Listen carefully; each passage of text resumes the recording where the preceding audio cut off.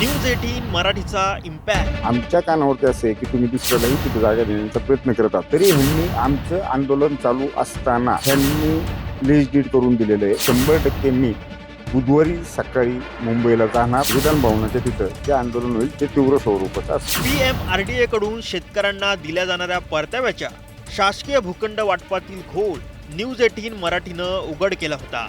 आता त्याची दखल PMRDA ने घेतली असून राज्यात गाजलेल्या पुष्पलता चोरडिया प्रकरणानंतर आणखी एक भूखंड घोटाळा समोर आलाय.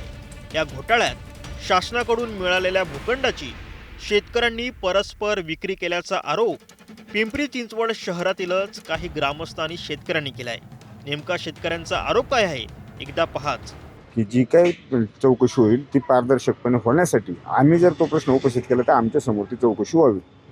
आता राहिला हा एक विषय चालू असताना 18 तारखेला आम्ही जे आंदोलन चालू केलं होतो, उपोषण करत होतो, त्याबद्दल वारंवार ह्यांना आम्ही पत्रव्यवहार केलेले आहेत की संबंधित जागा जी झाली ती तर रद्द करा. आणि आमच्या कानावरती असं आहे की तुम्ही दुसऱ्यालाही तिथे जागा देण्याचा प्रयत्न करत आहात, तर ती जागा देऊ नये ह्याच्यासाठी आम्ही पाठपुरावा केला आहे. पण तरी ह्यांनी आमचं आंदोलन चालू असताना आंदोलनाच्या 3ऱ्या दिवशी ह्यांनी लीज डीड करून दिलेलं आहे. त्यातही अनियमितता चोरड्यांमध्ये जी झाली त्याच पद्धतीतली आहे. तर आत्ता आमच्या अपेक्षा अशा आहेत की त्यांनी 100% आत्ता त्यांनाही चोरड्यांना दिली तशी कारणे दाखवा नोटीस देऊन, तसंच PMRDA ने महापालिकेला, पिंपरी चिंचवड महानगरपालिकेला, बांधकाम विभागाला एक पत्र काढलं पाहिजे की संबंधित जागेमध्ये जो काय प्लॅन पास होईल तो करू नये. का ह्याच्यामधनं शेकडो कोटीचा, जसं मी म्हटलो होतो, तर आज 2-2.5 एकर जागा जर त्या ठिकाणी मिळते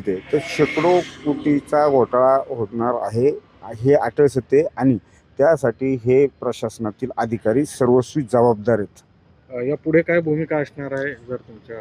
ह्यापुढे आता आज मी तेही निवेदन दिलेलं आहे, त्याची पोच मी घेतलेली आहे. जर सोमवारी मी येऊन भेटणार आहे साहेबांना परत, आणि भेटल्यानंतर जर सोमवारी साहेबांनी काही योग्य तो निर्णय काढला नाही आणि संबंधित अधिकाऱ्यांना कारवाई केली नाही, कारणे दाखवा नोटीस जर रबडे फॅमिलीला जी जागा दिलेली आहे त्याचे सगळे सर्च मी काढून घेतलेलं आहे, तर ते जर दिलं नाही तर 100% मी बुधवारी सकाळी मुंबईला जाणार. आणि मग जे विधान भवनाच्या तिथं जे आंदोलन होईल ते तीव्र स्वरूपाचं असेल.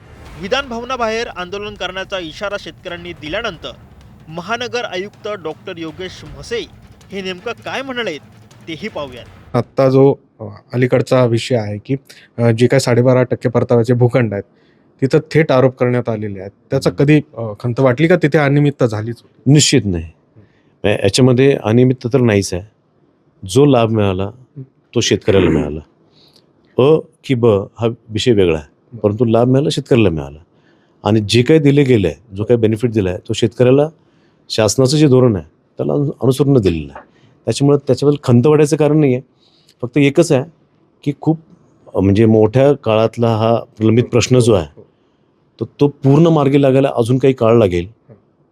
थोडासा संयम आणि कायद्याची चाकोरी ही जर फॉलो केली तर मला वाटत नाही फारशी अडचण येते. आपण त्यासाठीच तुमची ओळख आहे की जे कायद्याच्या बाहेर जात आहे त्याला कधीही तुम्ही थारा दिलेला नाही. आणि म्हणून या प्रकरणामध्ये खास करून ज्या पद्धतीनं भूसंपादन केल्या गेलं, त्याच्यानंतर परतावे दिले गेले आणि आता त्याचे भूखंडाची विक्री अंधारात ठेवून केली जाते का असे प्रश्न उपस्थित केले गेले. आपण नोटीस दिलेली आहे, त्याच्यामध्ये जर काही दोष आढळला तर कारवाई होणार आहे काय जनतेला?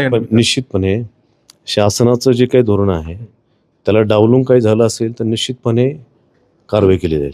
आता आम्ही नोटीस दिल्लीच आहे, जिथे कुठे डेव्हिएशन आहे ते स्पेअर केलं जाणार नाही. आता पिंपरी चिंचवडमधील या भूखंड घोटाळ्याची राज्य सरकार गांभीर्याने दखल घेतं का याकडं सर्वांचं लक्ष लागलंय. पुण्याहून गोविंद वाकडे, न्यूज 18 मराठी.